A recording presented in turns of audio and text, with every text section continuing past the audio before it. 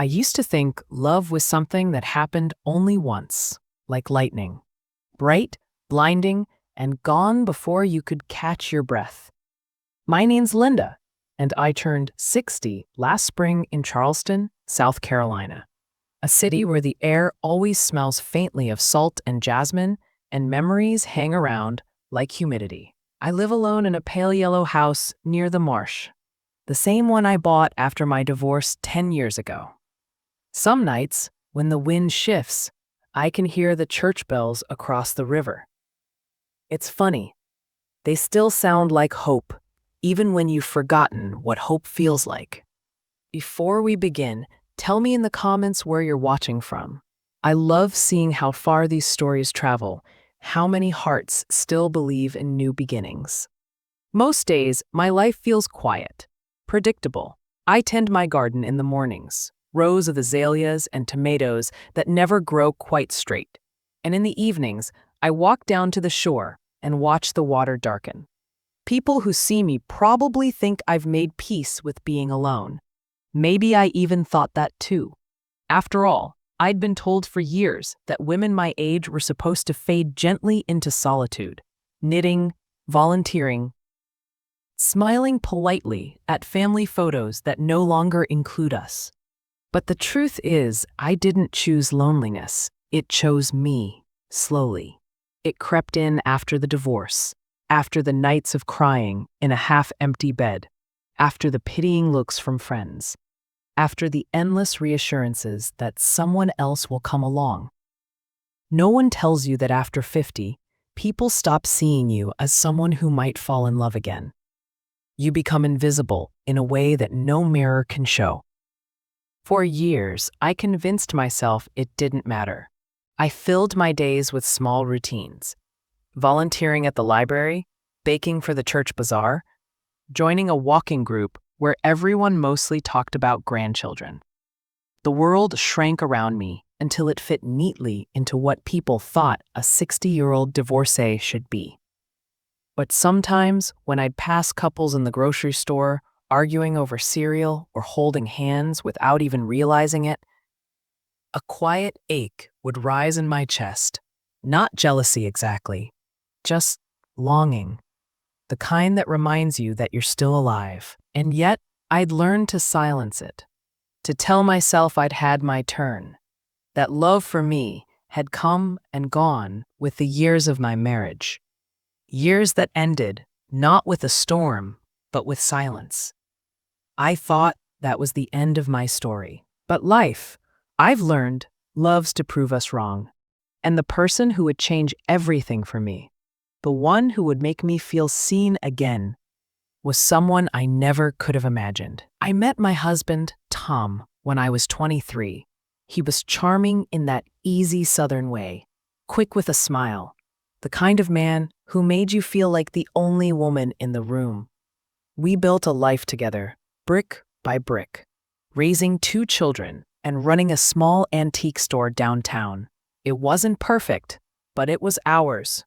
Until one day, it wasn't. When I turned 50, Tom decided he wanted something new. That's how he phrased it, like life was a store shelf, and he was bored with what he'd already bought. There was another woman. There always is. She was younger, of course, with the kind of confidence that comes from never having been broken. I didn't fight for him. Maybe I should have. But after 27 years of holding everything together, I was tired. So I let him go. The first year after the divorce was a blur. Papers, boxes, silence. I sold the store, bought this little house by the marsh, and learned what loneliness sounds like when it's your only company. My children visited when they could, but they had their own lives, busy, full, forward-moving. I told them I was fine. I wasn't. People mean well, but they say cruel things without realizing it. You'll find someone else, they'd tell me, like love was a lost set of keys. You just have to put yourself out there. As if courage alone could erase the sting of rejection at 60. I tried, though. I went on blind dates arranged by friends.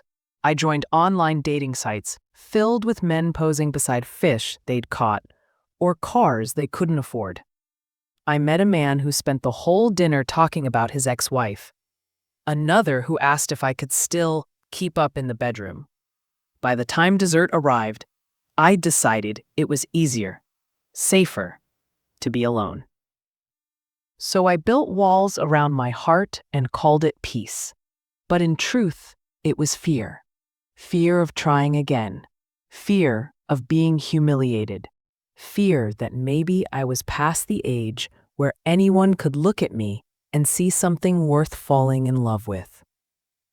And then, one morning, out of nowhere, I received a message that would start to unravel everything I thought I'd accepted. It was from Ethan, Tom's son from his first marriage. He was 35 now, the quiet, thoughtful boy I'd helped raise during my marriage. I hadn't spoken to him since the divorce. "Hey, Linda," the message read. "I've been thinking about you lately. How have you been?" It took me a moment to even process it. Most of Tom's family had vanished after the split. Choosing sides, I never asked them to choose. But Ethan, he'd always been different. We met for coffee a week later at a small cafe near the harbor. When he walked in, I barely recognized him. Taller, confident, with a gentleness in his eyes that hadn't hardened with adulthood. "I never liked how Dad treated you," he said quietly after our cups were half empty. "You didn't deserve that." I wanted to brush it off, to say I'd moved on. But something about his sincerity disarmed me. For the first time in years, I felt seen. Not as a discarded wife, but as a person. We talked for hours about life, about his work, about how time had changed us both. When he hugged me goodbye, he said, "You should meet someone I know. You two have the same kind of heart." I laughed, thinking he was joking. "Oh, Ethan, I'm done with all that." But he smiled and said something that lingered in my mind for days afterward. "Maybe love's not done with you yet." At the time, I didn't realize how right he was, because the person he'd introduced me to, the one who would teach me that love can bloom even in the late seasons of life, wasn't a man at all. And that realization would shake everything I thought I knew about myself. A few weeks after that coffee with Ethan, I got another message from him. "Remember that friend I told you about?" he wrote. "Her name's Claire. She just moved to Charleston. I think you two would get along." I smiled at the thought, Ethan playing matchmaker, though I assumed he was thinking friendship, not romance. Still, I agreed to meet her. I told myself it would be good to have someone new to talk to, someone who wasn't part of my past. We met on a Saturday morning at a little cafe downtown, the kind that smells like cinnamon and nostalgia. I remember spotting her instantly. She had silver hair cut to her shoulders and eyes the color of storm clouds right before the rain. She wore a blue scarf that brought warmth to her face. And when she smiled, I felt something loosen in my chest. "Linda?" she asked, standing to shake my hand. Her voice had a soft northern lilt, like someone who'd lived many lives in many places, but carried home in her tone. "Claire," I said, "Ethan's friend." "Yes," she laughed lightly. "He told me you're one of the kindest people he knows, so I had to see for myself." That first meeting lasted nearly 3 hours. We talked about books, art, the small joys that keep us tethered to life. Coffee in the morning, the smell of old paperbacks, music that makes you cry. She told me she was 58, a widow, retired from teaching literature. She'd lost her husband 5 years ago to cancer and had recently moved south to escape the cold winters and memories that clung to every corner of her old home in Michigan.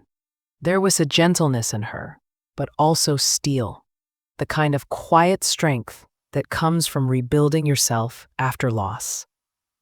And somehow, sitting across from her, I saw pieces of myself reflected back. We started meeting regularly, at the farmer's market, for walks along the Battery, for coffee that turned into lunch, and lunches that stretched into long talks on park benches as the sun went down.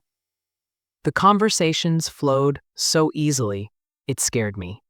There was no pretense, no judgment. Just two women who'd lived enough to stop pretending life was simple. She asked questions that no one else did. What did you miss most when you lost your marriage? What's something you still want to feel before you die? No one had asked me things like that in years. Most people my age just talk about cholesterol and grandkids. One evening, as we walked near the harbor, a soft rain began to fall. Claire laughed and pulled her scarf over her head, and without thinking, I reached out and held her hand to steady her on the slick stones. It was instinctive, natural. But when she didn't pull away, my heart stumbled. Something unspoken hung between us, fragile but undeniable. I felt a flicker of warmth I hadn't felt in a decade. Not desire exactly, but aliveness. And that frightened me. After that night, I found myself thinking about her constantly. The way she listened, the way she made silence feel comfortable, not empty. I told myself it was just friendship, companionship, but deep down, I knew better. Still, I kept my distance for a few days. I told myself I was being foolish, that I couldn't afford to blur lines or invite confusion. But when she called and said, "I missed you this week," all my careful logic fell apart, and I realized something both terrifying and beautiful. At 60, my heart was waking up again, and it didn't care about the rules. For weeks, I wrestled with what I was feeling. Every time Claire and I met, the connection deepened, and so did my confusion. I'd been married to a man for nearly 3 decades. I'd never thought about love in any other shape or form. But this was different. It wasn't about gender. It wasn't about labels. It was about safety, the kind that comes when someone sees the parts of you you've spent years hiding and doesn't flinch. One afternoon, we sat by the marsh behind my house, watching herons glide over the water. The air smelled of salt and honeysuckle. She turned to me and said, "You know, people always tell me I'm strong, but no one ever asks what it cost." I didn't know what to say. So I reached out and touched her hand, not out of sympathy, but recognition. "I understand," I said quietly. "Strength can be lonely." She smiled, but her eyes glistened. "Maybe it doesn't have to be." The sun dipped lower, painting everything in gold. And in that moment, something inside me shifted. The wall I'd built after years of heartbreak began to crack. Not from pain, but from warmth. That night, I couldn't sleep. My thoughts kept circling back to her. The way her laugh carried light, the softness of her words, the ease of her presence. I felt both terrified and alive, like standing on the edge of something vast and uncharted. I tried to confide in a friend, but she cut me off mid-sentence. "Linda, you're lonely," she said. "You're reading too much into friendship. Don't do something you'll regret." Her words stung, not because they were cruel, but because they echoed my own fear. What if this was just desperation dressed as love? What if I was fooling myself? So I avoided Claire for nearly 2 weeks. I buried myself in routine again, gardening, errands, anything to quiet my heart. But nothing worked. Everything reminded me of her. The book she'd let me on my nightstand, the jar of peach jam she'd brought over that still sat unopened in my kitchen. Even the way the light fell in the afternoons, soft and golden, her favorite time of day. Then, one evening, she showed up at my door. "I was worried," she said simply. I hesitated, but stepped aside. We sat in silence for a while, sipping tea, neither of us knowing what to say. Finally, I spoke. "Claire, I don't know what's happening to me. I haven't felt this way in years, maybe ever, and it scares me." She reached across the table and took my hand. Her touch was steady. "You don't have to name it," she said. "You just have to feel it." Something in me broke open then, not in pain, but in surrender. I realized that love doesn't always arrive how we expect it. Sometimes it sneaks in quietly, wearing the face of friendship, until one day you realize it's been love all along. When she left that night, she kissed my cheek, soft, lingering, and whispered, "Don't be afraid of what makes you feel alive." After she was gone, I stood at the door for a long time, hand pressed against where her lips had touched.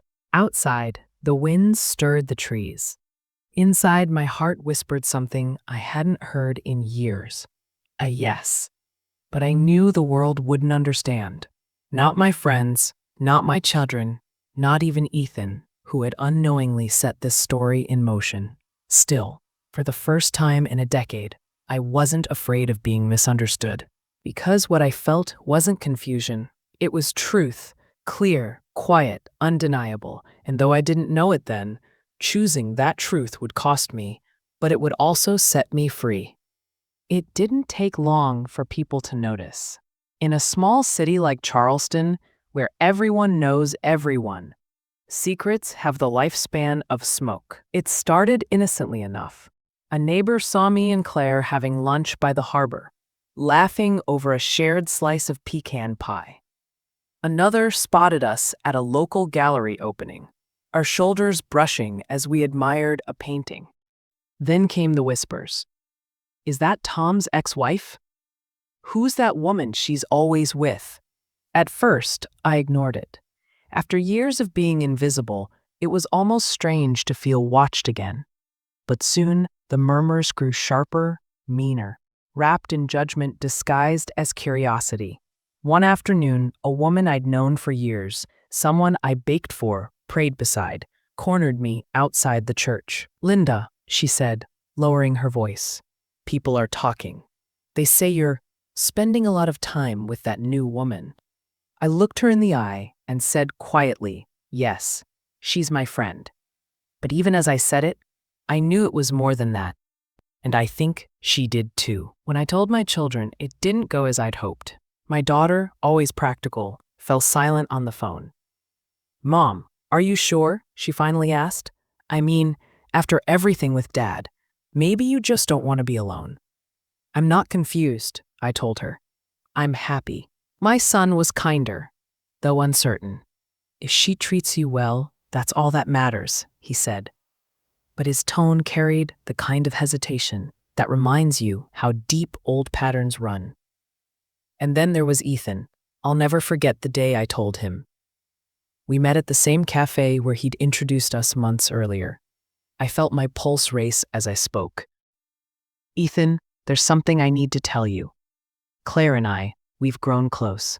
He stared at me for a moment, then smiled. Slow, thoughtful. "I knew it," he said. "I could see it that first day." I exhaled, half laughing, half crying. "You're not upset?" "Upset? Linda, I introduced you to because I thought you'd bring light into each other's lives. I just didn't realize how much." That simple kindness undid me. For months, I'd been waiting for someone to tell me I was wrong. Instead, he gave me something better: permission to be right about my own heart. Still, not everyone shared his grace. Some friends drifted away. Others looked at me differently, with polite distance, as though I'd broken some silent rule about what a woman my age is allowed to feel. But for every door that closed, another opened. Women I barely knew, neighbors, strangers from church, even an old coworker reached out quietly. They told me stories of hidden loves, of lives lived in silence, of regrets they carried like invisible luggage. One wrote, "You make me believe it's not too late to be honest." That message stayed with me. It reminded me that sometimes living your truth isn't about shouting it. It's about surviving it with grace. Claire and I learned to move through the world together carefully, not hiding, but not seeking approval either. We held hands when we walked by the water, We laughed in cafes that had once felt too empty, and we built a rhythm that belonged only to us. The real battle wasn't outside, it was inside me. Some nights, I'd lie awake beside her, the moonlight tracing her face, and I'd feel both joy and fear pressing against my ribs. Was I brave or reckless? Redeemed or reborn? It took me a while to understand that it didn't matter. Love doesn't need a label. It doesn't need validation. It just needs truth. And when you've spent years living half a life, truth feels like oxygen. The first spring after we met, Claire and I planted a small garden together behind my house. Herbs, roses, and wildflowers that refused to grow in straight lines. She said, "Let's make it messy. Life's more beautiful that way." Every morning, I'd watch her outside, barefoot in the dew, humming as she tended the plants. Sometimes she'd look up and catch me watching. "What?" She'd laugh. "Nothing," I'd say. "Just, this feels like something I thought I'd lost." It wasn't just love that had returned to my life. It was wonder. The small, tender kind you forget exists after too much pain. We began to travel, slowly, short trips at first. Savannah, Asheville, the Outer Banks. We'd sit on porches and talk about the years behind us, the ones that had nearly broken us, and the ones we refused to waste now. And somewhere between all those quiet moments, I realized something profound. At 60, I hadn't found love despite my age. I'd found love because of it. All those years of heartbreak, disappointment, loneliness, they hadn't ruined me. They'd prepared me. They'd stripped away everything shallow, leaving only what mattered. One evening, as we watched the sunset over the marsh, Claire said softly, "If someone told me 5 years ago that I'd fall in love again with someone unexpected, I would have laughed." I smiled. They said the same to me. They said I'd never find love at 60. And yet here we are, she whispered. Here we were, two women society had written off as past their prime, sitting in the soft light of a new beginning. That night, after she'd fallen asleep beside me, I thought about how strange and beautiful life can be, how endings can disguise themselves as beginnings, how love doesn't always arrive with fireworks. Sometimes it shows up quietly, like dawn creeping into a dark room. There are still people who don't understand, who tilt their heads and whisper when they see us together. But I've stopped explaining myself, because love, real love, doesn't need defending. It just needs living. I've forgiven Tom, not because he deserves it, but because I no longer want to carry him inside my heart. The space he once filled now belongs to laughter, music, and the sound of Claire's voice in the morning. Sometimes I think about the woman I was right after the divorce. Small, broken, waiting for life to be kind again. If I could speak to her now, I'd tell her this: you're not done. You're just in the waiting room of something extraordinary. Love didn't find me when I was young, or beautiful, or easy to love. It found me when I was scarred, wiser, and certain I didn't need it. Maybe that's the only time love truly lasts, when you stop chasing it and start deserving it. So when people say, "You found love at 60, I smile. Because the truth is, I didn't find love, I became it. And that's the secret they never tell you. That sometimes what you think is the end of your story is just the moment before it finally begins. They said I'd never find love at 60. They were right. Because what I found was something stronger, quieter, and truer than love itself. I found peace. And in the end, that's what every story, mine, yours, all of ours, is really about. Not the years we've lost, but the courage it takes to begin again.